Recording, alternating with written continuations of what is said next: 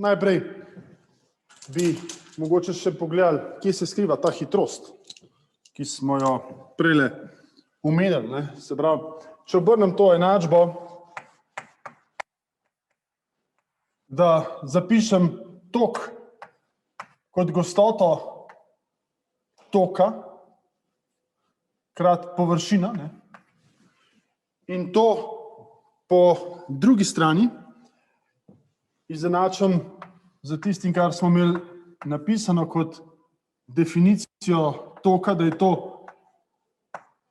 količnik med nabojem in časom, potem pa noter ostavim, če se spomnite, da sem si pripravil, da je to prostorska gostota krat volumen, lahko pišem, da je to ρ krat volumen po času. Bom takole sestavil, kot bi nam čim bolj pasal. Volumen pa vedno lahko rečemo, da je ploščina dA krat dolžina dl. To je volumen. In če to noter ostavim, lahko zapišem, da je to ρ krat dl po dt, to je pa hitrost. Iz fizike, veste. Pa tale dA. In zdaj, če levo stran pogledam, piše j krat da, pa bi mogoče to na eno stran zapisal, je enako ρ krat hitrost krat dA. Zdaj, če bi pravilno z vektorji pisal, bi takole mogel zapisati. In iz tegale, če dA dam stran, dobimo, da je v bistvu ploskovna gostota toka enaka gibajočemu se naboju volumskemu. To se pravi, če megla potuje, tista naša megla, ki smo jo prej narisali, če ta megla potuje s hitrostjo v, ta naša megla prostorskega naboja, nam to v principu predstavlja gostoto toka J.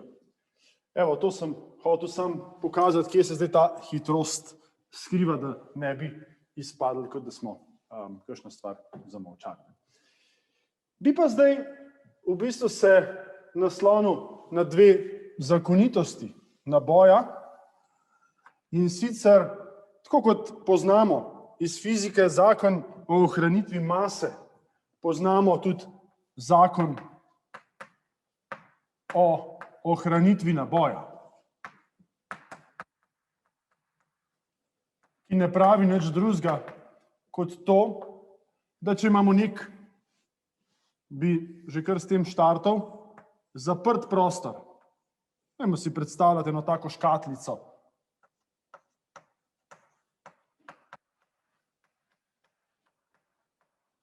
Potem lahko trdimo, da je ta množina, bomo temu rekli notranjega naboja, je konstantna. Kar pomeni, da se nam eni nosilci naboja kot taki ne morajo tukaj noter rojevati.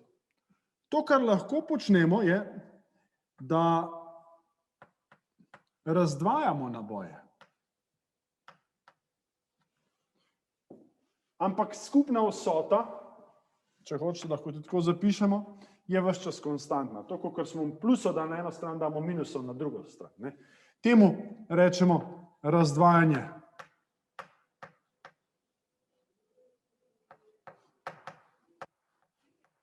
nabojev. In ko govorimo o generatorju, imamo v mislih v principu razdvajanje nabojev. To pomeni, da nam neka naprava na eno stran daje pluse,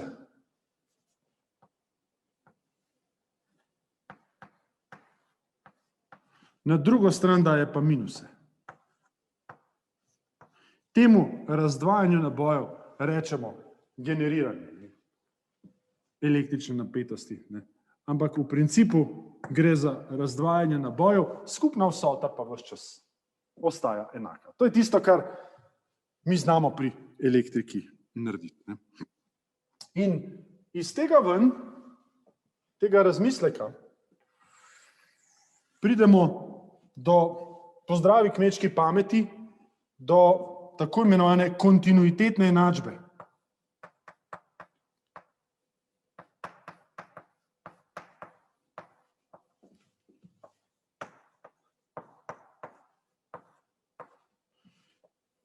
Se pravi, spet imamo v mislih ta zaprt prostor,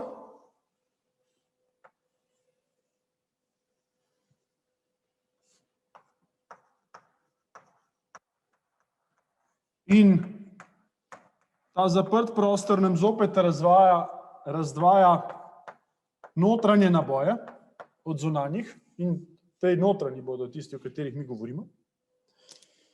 Zdaj pa dajmo dovoljiti eno luknjo skozi, po kateri nam lahko, pa to si lahko predstavljate kot neko žico, odteka naboj. In če govorimo o tem, da nam naboj odteka, bom rekel, da nam tukaj teče ven tok I. In mi bi želeli z našim razmislekom povezati ta tok, ki nam odteka, s tem notranjim nabojem. Če si predstavljate, da je tole moja zdaj sicer prazna predavalnica tule, zaprt prostor, da so naboji študentje, ki sedijo tukaj noter, in če nam študentje odtekajo skozi vrata ven, potem se s številom študentov znotraj kaj dogaja? Kako se spreminja? Zmanjšuje se. Zmanjšuje, bravo, super. Zmanjševanje označimo kot minus, negativna sprememba, negativen odvod, minus dq po dt. Torej, zmanjševanje naboja, sprememba naboja dq po dt, minus dq po dt pomeni zmanjševanje, pa še poimenujemo, to so notranji naboji. In tole, kar ste po čisto zdravi kmečki pameti znali povedati, se imenuje kontinuitetna enačba. Zaradi toka, ki teče ven, mogoče bi še to dopisali, ven, se nam zmanjšuje število notranjih nabojev. In točno to, kar tok teče, tok se nam zmanjša število notranjih nabojev. Zdaj dajmo eno stvar, mogoče ob tem doreči, ki jo bomo še kdaj rabili, da je za nas pozitivna smer označevanja toka, pozitivna smer navzven. Lahko si zapomnite zato, ker ste vi dobre volje, ko se predavanja končajo in odhajate ven iz predavalnice, pozitivne volje. Okay? Zato sem tudi tole površino, tako kot matematiki terjajo, označil navzven, kar pomeni, da je pozitivno prehajanje v smeri te površine dA. Okay? In bi rekel, pravzaprav pri tehle dveh zakonih nismo nič tako novega povedali, samo matematično smo zapisali. Eden pa mogoče se vzel nazaj, pa bo rekel, prej nam je pisal, da je I dq po dt. Zdaj nam piše, da je I minus dq po dt. Vse se še sam ne more odločiti. Pa ni res. Dajte se zavedati, da pravzaprav ta zakonitost za definicijo toka nima veliko skupnega. Definicija toka je bila zelo natančna, zato sem tudi vse tam zraven pisal. Tok skozi plosko A je prehajanje naboja skozi, in tudi tle bi lahko pisal, da je to ta naboj, ki tle ven odteče. Ampak zdaj govorim pa o nečem drugem. Zdaj pa govorim o tem, kaj se je spremenilo tukaj znotraj. In to pa zapišemo, da se je zmanjšalo število. Torej, kar vam hočem povedati je, da je tole ena zelo specifična stvar, in ni to definicija toka, ki bi jo jaz narobe zapisal. Torej, mislim pa, da jo razumete, kaj vam hočem povedati, se pravi, da zaradi odtekanja toka se število nabojev znotraj zmanjšuje. Evo, zdaj smo mi, če tako povprek pogledamo, pogledali ogromno stvari, ki so se nanašale na tisto Lorentzovo silo, pravzaprav samo na en delček te Lorentzove sile. In če skušamo malo strukturirati v vaši glavi ta razmišljanja, mi smo si pogledali vso zgodbo okrog naboja in vso zgodbo okrog toka. To pa zato, ker sem vam tudi izpostavil dva fundamentalna eksperimenta, ki sta se nanašala na naboj, Coulomb eksperiment na naboj in Amperov eksperiment na električni tok. Zato sem skušal te količine pojasniti, kaj so, odkot izvirajo, kako so povezani in kakšne so njihove lastnosti. Zdaj bomo pa naredili ta korak naprej, da bomo pa si pogledali Coulombova silo. Se pravi, bomo tako tudi napisali, električna, lahko tudi elektrostatična,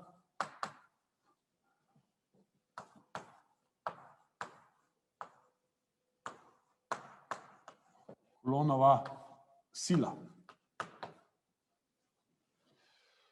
Tako da zdaj vstopamo v tisto, kar smo prej že kar vrgli na tablo, ko smo Lorentzovo silo zapisali.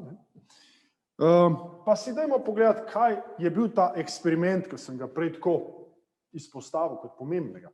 Mogoče še prej, zakaj električna, enkrat drugič elektrostatična sila, da si to razčistimo.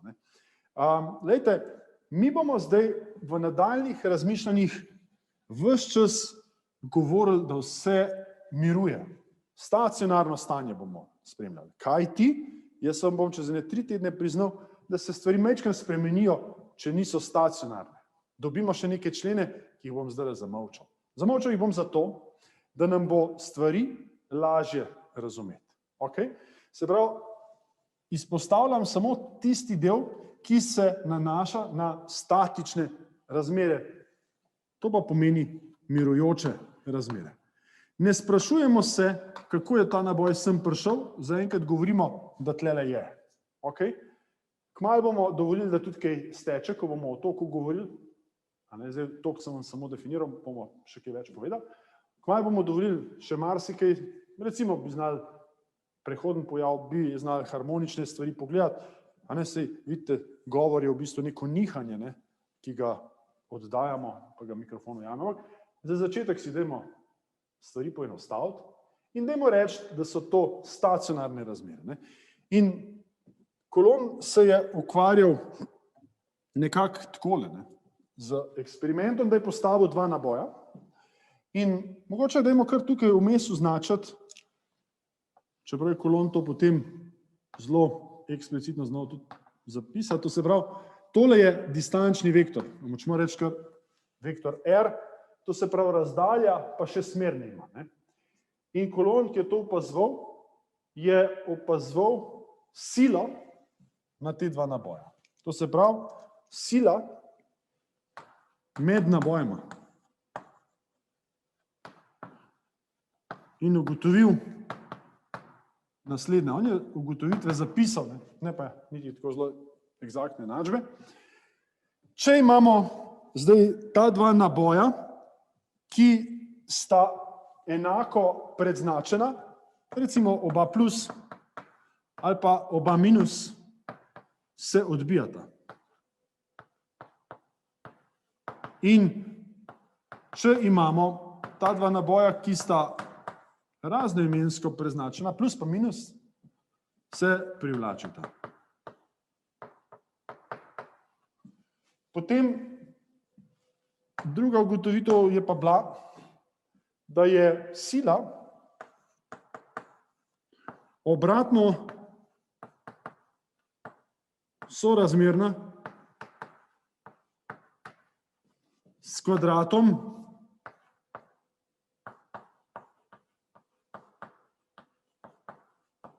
oddaljenosti R. Se pravi, kvadrat R obratno sorazmerno s kvadratom oddaljenosti. Ne? In tretja stvar, da je sila sorazmerna produktu nabojev. Takole se je dokopal. Zdaj bomo mi seveda to zapisali, tako kot se zagre. To, da je sorazmerna s produktom naboja, pomeni, da bomo ta produkt naboja zgoraj napisali. To, da je obratno sorazmerna, pomeni, da bomo R kvadrat spodaj napisali. Zdaj pa še poglejmo smer. Če sta oba pozitivna, bo pol pozitivna, pa če sta oba negativna, bo tudi pozitivna, kar je super. Nam že ta produkt svoje naredi, če sta pa plus pa minus, bo pa minus ta sila. In tukaj le spodaj bomo napisali še 4pi pa epsilon nič. Tole je pa kar padlo noter. Tole bomo v nadaljevanju malo razumeli, zakaj temu tako. Tole je neka električna konstanta, pravzaprav pri vsej bogatiji, ki jo mi imamo, imamo pa pri elektrotehniki dve konstanti, pa še ti dve sta povezani med sabo. Tole je dielektričnost, lahko rečemo,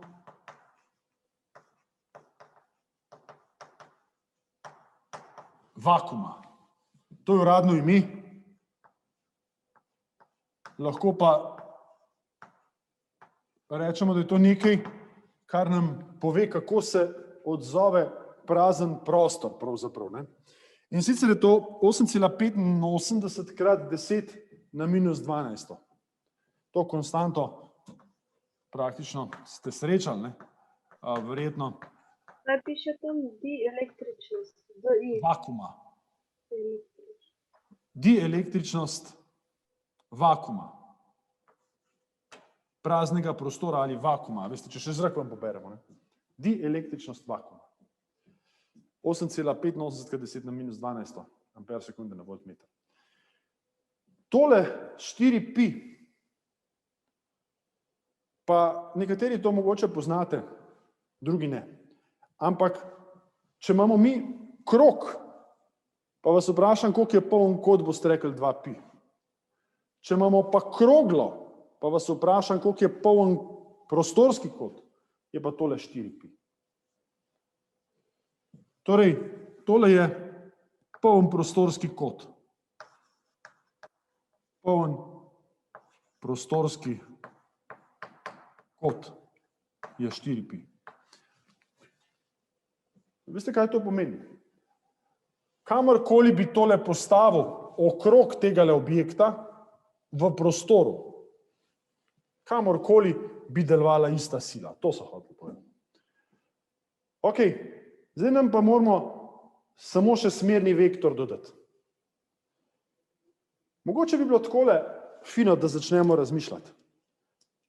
Glejte, radi nam kaže takole. Ta sila električna nam kaže takole. Pa probajte sklepati. Če bi ta objekt jaz dal semle, bi nam radi kazal takole in sila takole. Če bi to dal sem, bi radi kazal tako in sila tako. Ste pogruntali, kaj vam hočem povedati? Da nam kaže v isto smer kot radi. Tako kot nam radi kaže, tako nam tudi kaže ta sila. In na enostaven način lahko rečemo, da je to radialna smer. Vi ste srečali enotske vektorje in če tukaj enostavno rečem, da je to enotski vektor v smeri radija, je to v bistvu že to, kar rabimo. Samo zato, da ima ta star tle vektor. Ok, takole smo to zdaj zapisali. In mogoče zdaj, ko sem pri tehle konstantah, bi samo še to omenil, da bomo srečali še to drugo konstanto v magnetizmu.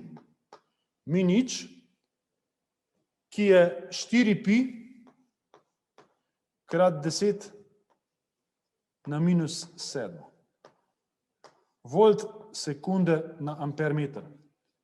Samo zato, da veste, da imamo te dve konstanti zdaj že pokriti.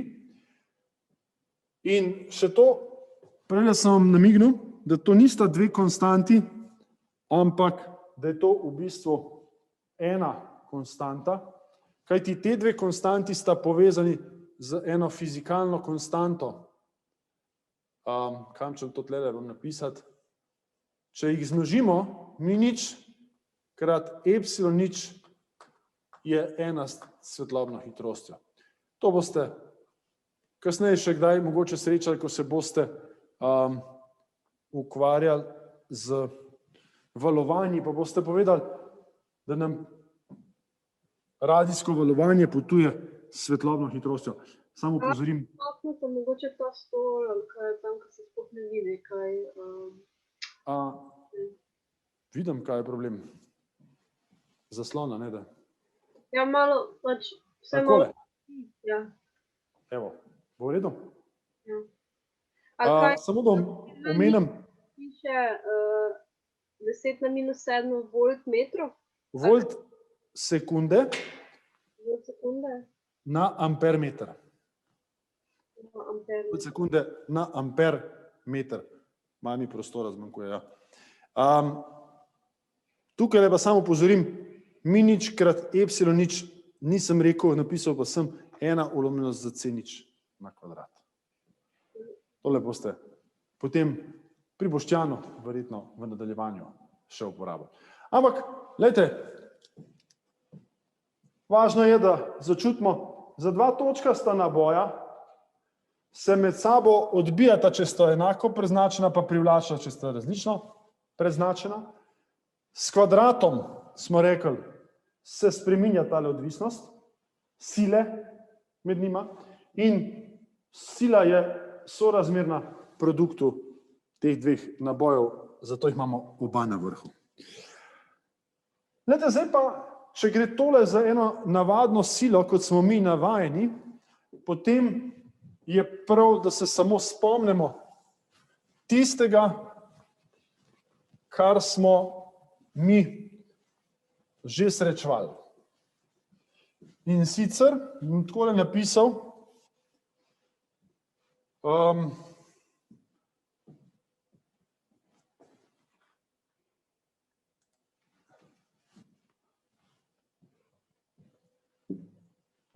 vsota,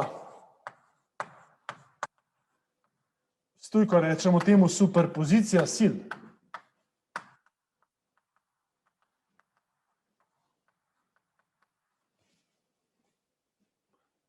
Kar hočem povedati je,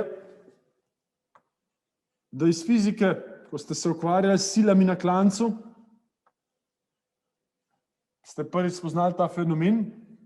Če imamo nek naboj dq, pa imamo tukajle, bom rekel, 3 naboje, jih bom kar uštevilčil dq1, dq2 in dq3, ki nam povzročajo sile, potem zdaj mi za vsakega posebej znamo reči. Tole je sila prvega. Tole je sila drugega.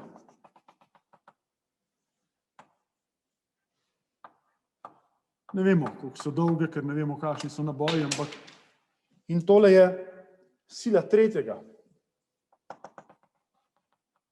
In to, kar vas želim spomniti, je, da smo rekli, da sile lahko seštejemo. Kako lahko sile seštejemo? Če so sile vektorji, potem moramo sile vektorsko sešteti. Sile vektorsko sešteti, to pa pomeni, da moramo 2 vektorja sešteti, pa pol tej vsoti prištejemo še tretjega. In to lahko zapišemo, da je skupna sila enako vsota posameznih sil. Se pravi, spomnim vas, da v principu to, kar velja za sile iz fizike, da jih lahko vektorsko seštevamo, velja tudi tukaj. Saj ne bomo mi tega počeli, ne? Mislim, to ste vi že trenirali in natrenirali, kakor ste, ne? Mislim, mi pač smo zgolj spomnili, da je to seštevanje možno. In to velja za električno silo in čez nekaj časa bo veljalo tudi za magnetno silo. Ne? In glejte, mogoče ena ideja več. Se spomnite, ko sem prej govoril o linijski porazdelitvi. Mali Q sem rekel, da bomo označili. In tisto, kar nam zdaj ta naša višja matematika prinese, če dam jaz sem nek naboj, dq, pa bi me zanimala sila. Kaj bi jaz mogel narediti? Razsekati bi mogel tole na majhne koščke. In za vsak tak majhen košček bi mogel zračunati silo. Vsaki tej sili bi rekel, da je ime df električna in skupna sila bi bila pravzaprav vsota teh sil. In tukaj prihajamo zdaj do te višje matematike, se pravi, zintegrirali bi te sile tukaj skozi dol. Ne? Vsaka ima svojo oddaljenost do tega osnovnega naboja. In to ni nekaj, kar bi v splošnem računali na roke. To računamo potem lahko z računalnikom, ki nam tele razdalje odčita tukaj ven in to numerično sešteje. Tako da imate en občutek, da se te stvari da pač na ustrezen način določiti. Ne? Ok, zdaj bomo pa vstopili končno v to električno polje, ki smo ga že prej izpostavili. Ne? Električno polje. In s tem povezana količina električna poljska jakost.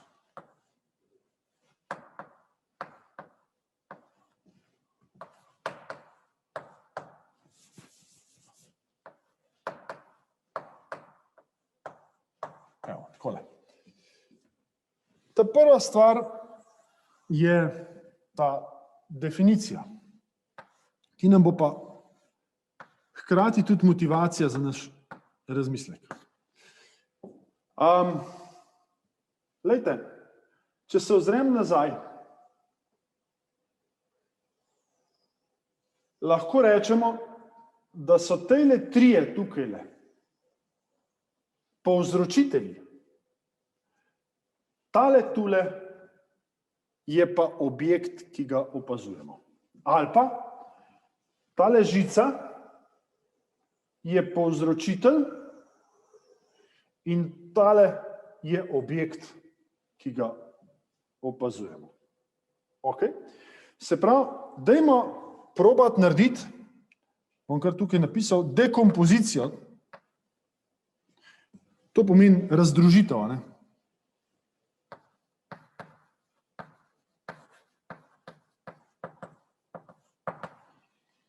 Dekompozicija. Na eni strani imamo povzročitelji,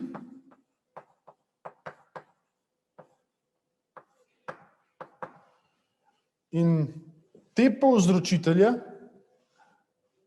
bomo opisali s poljem. Bom kar spodaj napisal. Povzročitelje opišemo s poljem. Vs, veste, kaj to pomeni, ne? To je na eni strani, na drugi strani imamo pa ta objekt. Ok? Zdaj bi vam mogoče najprej sploh to skušal malo širše osmisliti. Glejte, če bi vas poprosil, da mi dajte v fiziki narisati gravitacijo. Kaj bi mi narisali, če bi vas prosil, da mi dajte osmisliti gravitacijo? je nek objekt pa puščica na objekt. Kaj pa, če vam ne bi dovolil, da narišete objekt? Ker nisem rekel, da mi narišete gravitacijsko silo, ampak gravitacijo kot pospešek. Saj ste zelo blizu. Fajn, odgovor je. Torej, objekt pa puščico na objekt, pa zraven FG, je gravitacijska sila. Če pa odmislim, da dovolimo, da ta objekt urišemo, če tlele skušamo ponazoriti gravitacijo brez tega objekta, potem bi pa verjetno narisali takole. Aha, ok. Pa bi rekel, da je tole nek gravitacijski pospešek. Kaj to pomeni? Da če daste tlele noter eno kroglico, to pomeni to, bo na to kroglico začela delovati sila. In sicer FG1 je M1 krat G. Če damo tukaj noter eno težjo kroglico, bo tukaj začela delovati sila FG2 je M2 krat G. In to je tisto, kar vam hočem povedati. Mi smo zdaj ločili gravitacijsko polje na eni strani in pa objekt. Tole je objekt, ta kroglica, te puščice, ki sem jih narisal, so pa polje. Ok? Tega vas niso tako učili v srednji šoli. Ne? In kar vam hočem povedati je, da mi stanje prostora lahko narišemo s temi puščicami. Ne rabimo kroglice pa sile. Se pravi, mi bi želeli zapisati tole polje kot to je neko stanje prostora, v katerem delujejo sile. Verjetno ste tudi v kakšnih znanstveno-fantastičnih filmih videli, govorijo o polju, pa nekam nekoga vlekli. To se pravi, mi imamo stanje prostora, v katerem delujejo sile in temu lahko rečemo, to je polje. Pri fiziki gravitacijsko polje, mi pri elektriki električno polje, pa tudi magnetno polje. Se pravi, očitno nam tole pride prav. In ločili smo med nabojem in pa med objektom, torej in pa med poljem. Se pravi, če se vrnem k tej definiciji, predlagam, da kar, tako kot smo prej tamle zapisali, ločimo med objektom in pa poljem. Isto kot pri gravitaciji. Mogoče je prav, da, ker pišem DQ, pišem tudi tukaj DFE. In iz tega ven, torej lahko napišem objekt in polje, z tega razmišljanja ven pridemo do definicije električnega polja, ki je sila deljeno z nabojem. Podobno bi tudi v gravitaciji rekel, če delimo težo z maso. Evo, tole, kar imamo zdaj pred sabo, je definicija te nove količine, ki jo imenujemo električna poljska jakost. Se pravi, že ime pove, da z njo opišemo, koliko je to stanje prostora močno. In za en občutek, mi imamo lahko polje od 10 voltov na meter, pa tja do, zaradi mene, nekaj 100 000 voltov na meter. Tudi megavolti na meter so lahko. Ne? Se pravi, imamo kar velik razpon tega polja. Že samo zemeljskega polja je lahko nekaj 10 do nekaj 100 voltov na meter.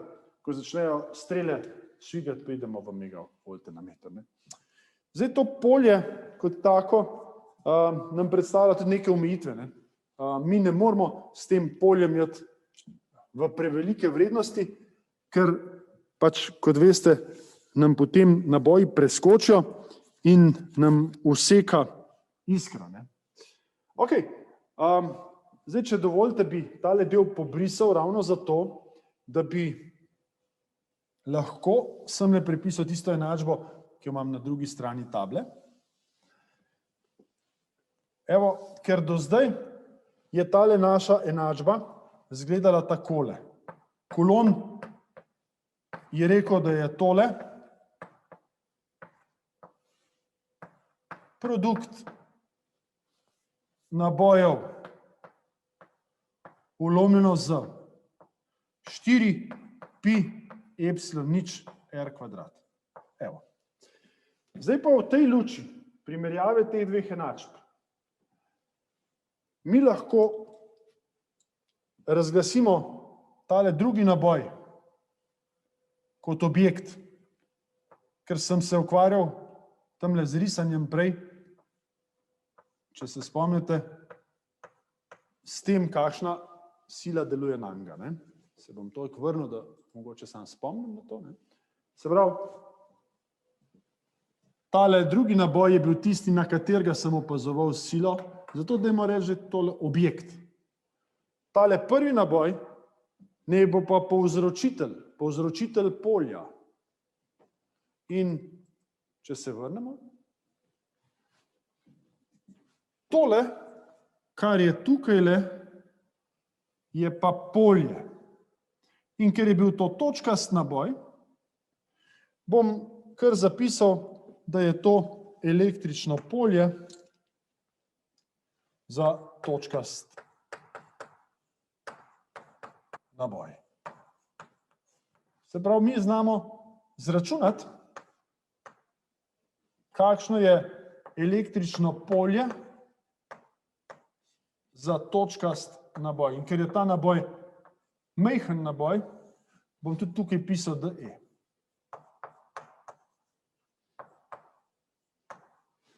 Takole, smerni vektor bom zadaj zapisal tokrat.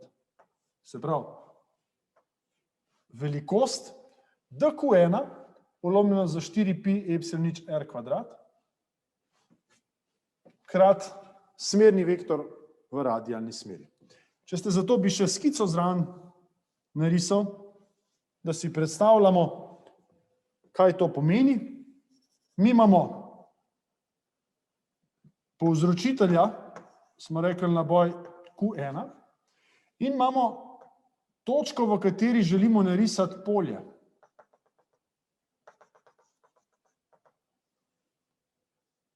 In to polje bomo narisali kot vektor, ki nam kaže v radialni smeri, torej v smeri, kot kaže tale radij, lahko ta radij tudi narišem tlele, zaradi boljšega razumevanja. Tole je radij, smer radija. In ne pozabiti, da smo izbrali v neki poljubni točki. Če bi bila ta točka tukajle, kakšen bi bil ta vektor? Kazal bi takole in bil bi daljši, ker smo bliže. Radij je bistveno manjši kot tule. Če bi bil tukajle, bi bil še daljši ta vektor. In to je zdaj tista analogija, ki sem jo prej rekel. Tale naš naboj nam praktično sveti na vse strani. Ko sem prej rekel, da se bomo mogoče ukvarjali s primerjavo, si to lahko predstavljate kot neko žarnico, ki nam sveti na vse strani. In ravno tako kot žarnica s svojim svetlobnim tokom, dlje stran od žarnice, kot smo, s kvadratom nam upada jakost. Bliže žarnice, kot smo, s kvadratom nam ta jakost raste. In da ne boste mislili, da je to samo pri žarnici, samo pri elektriki, enako je tudi pri gravitaciji. Če si predstavljate, da je to neka zvezda, nam gravitacijski pospešek od te zvezde narašča bolj, ko se približujemo tej zvezdi. To se pravi, gre za eno tako zelo univerzalno zakonitost. To obratno sorazmernost z radijem. Ok, torej prišli smo zdaj do prve te količine električne poljske jakosti. Jaz bi mogoče tukaj še tale D dopisal DE, tako kot smo tukaj v sam izraz zapisali, ker gre za majhen naboj. Zdaj pa lahko zgolj namečemo nekaj receptov za električno polje različnih struktur. V mislih imam, da si pogledamo, kakšno je električno polje, recimo,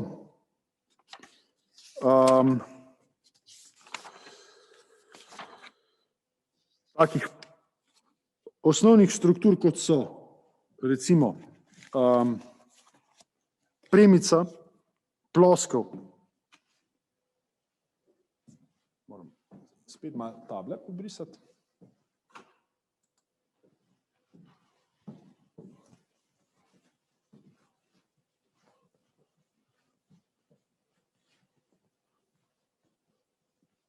Takole. Tega ne bomo nič izpeljevali, zgolj nametali bomo. Torej, prva stvar je bil točkast naboj, druga je, ali ćemo reči, premij vodnik.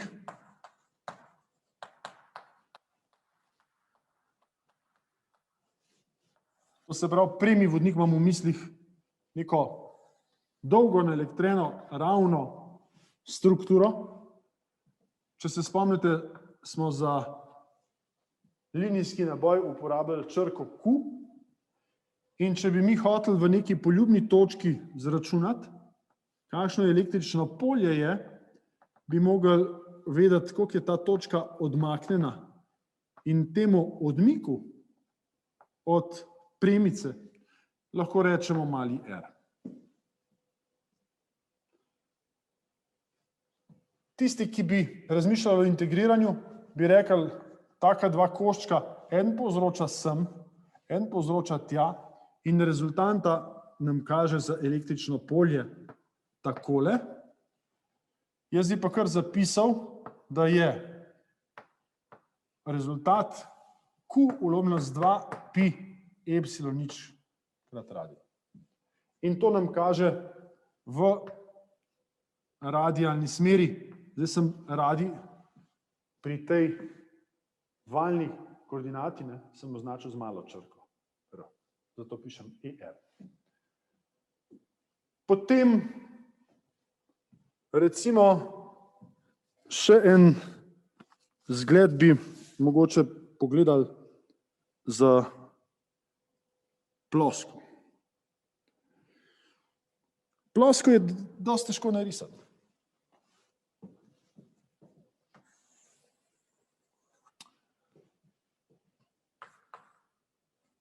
Naelektrena ploskev. A jo ćemo takole narisati? Samo dajte si predstavljati, da je to velika ploskev. Velika ploskev. In dajmo si predstavljati, da smo v neki točki, ki je oddaljena, se pravi, če skušam si malo pomagati, da je to ta naša ploskev, takole, in da smo mi s točko tle nekje. A se da to predstavljati? Ja, razumem. Sigma naj bo ploskovni naboj, ki smo ga tudi prej definirali, in električno polje, ne bom izpeljeval, kaže pravokotno na to plosko. Pravokotno. In ga dobimo sigma deljeno z 2 epsilon nič. Pravokotna smer je pri matematiki poimenovana smer normale. Pa sem napisal EN. Prav? Ok, zdaj pa pojdimo po vrst z našim razmišljanjem. Pri točkastem naboju smo ugotovili, da nam upada jakost električnega polja s kvadratom. Pri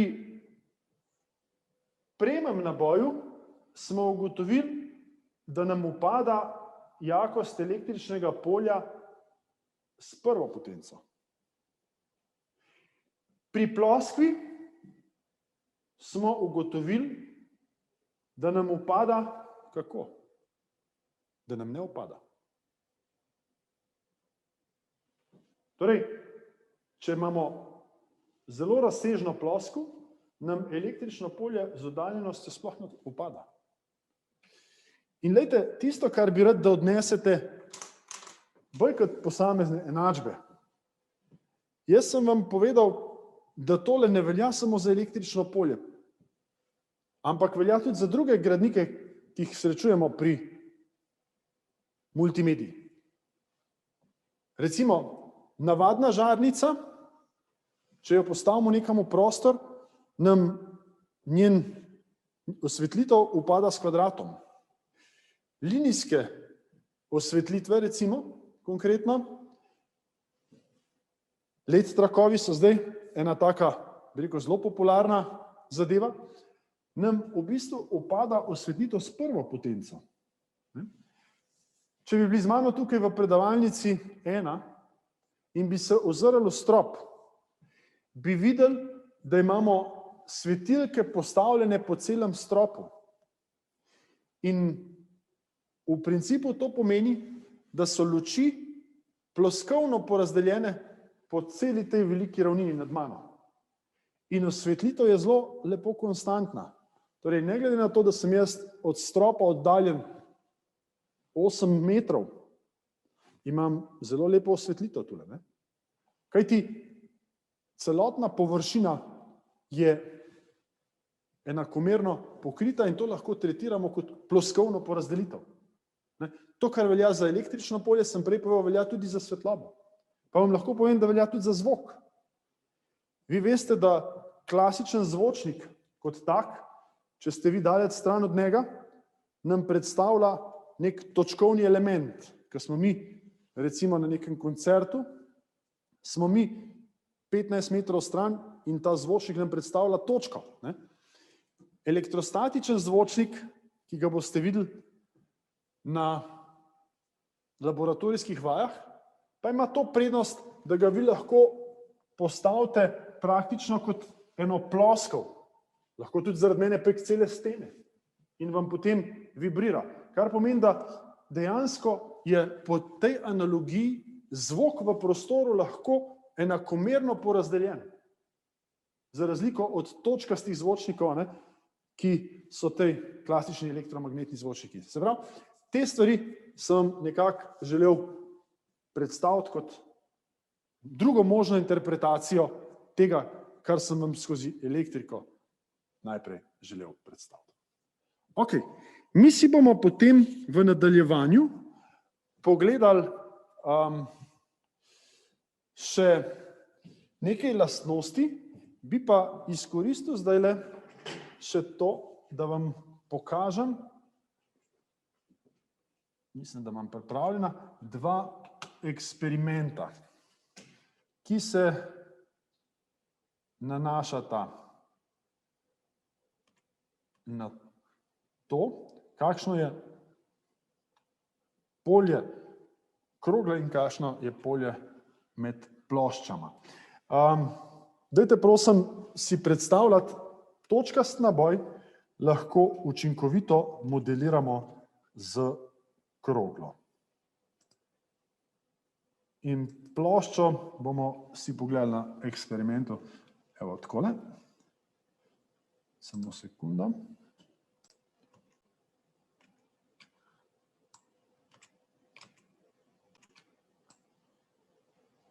Van de Graafov generator. Van de Graafov generator deluje na principu ločevanja elektrin. Z vrtenjem se preko transportnega traku prenaša naboj na kovinsko kroglo, ki predstavlja M-pol generatorja. Napetost, ki pri tem nastane, je lahko tudi več milijonov voltov. Na vrhu kovinske krogle se nahaja šop papirnatih lističev, ki prosto visijo. Ko vrtimo generator, se povečuje naboj na krogli. Med lističi in kroglo prične delovati odbojna sila. Pri zadosti visoki napetosti se vsi lističi odklonijo.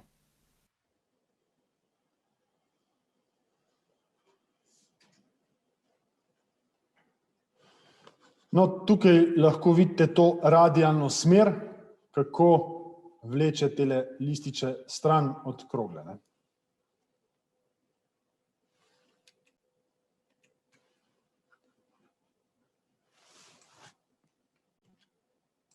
Naelektreno točkasto telo v električnem polju. S poskusom pokažemo, kako električno polje deluje na naelektreno točkasto telo, kovinsko kroglico. Kovinsko kroglico obesimo med dve večji vzporedni kovinski plošči tako, da med njima prosto visi. Plošči sta priključeni na influenčni generator. Z vrtenjem generatorja se povečuje elektrina na ploščah. Ko se kroglica dotakne ene od plošč, od nje prevzame del elektrine. Kroglica in plošča imata tako istoimensko elektrino, zato plošča kroglico odbije, hkrati pa jo nasprotna plošča pritegne. Kroglica se odbija med obema ploščama in pri tem prenaša elektrino z ene na drugo ploščo. Če razdaljo med ploščama zmanjšamo, se jakost električnega polja med ploščama poveča, poveča pa se tudi sila na kroglico. Kroglica niha hitreje, pri povečani razdalji med ploščama pa kroglica niha počasneje. Nihanje kroglice se ustavi, ko kroglica prenese toliko elektrine med ploščama, da se jakost električnega polja zadosti zmanjša, ali pa če to storimo sami, tako da električno sklenemo pola influenčnega generatorja.